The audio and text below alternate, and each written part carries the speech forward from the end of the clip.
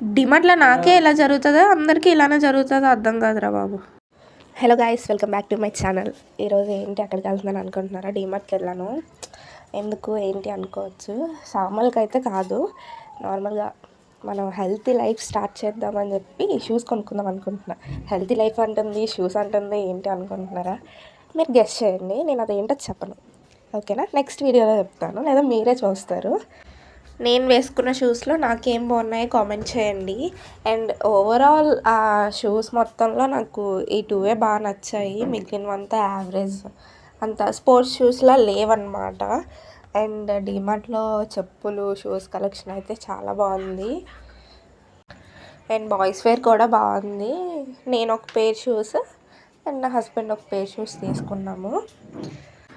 మా ఆయన వస్తూనే నాకు కండిషన్ పెట్టాడు, డిమార్ట్లో షూస్ తప్ప ఇంక దేని జోలికి వెళ్ళకూడదని చెప్పి. సరే నేను ఏం తీసుకోను అని చెప్పి వచ్చాను. బట్ డిమార్ట్కి వచ్చాక మనం అవుతాం.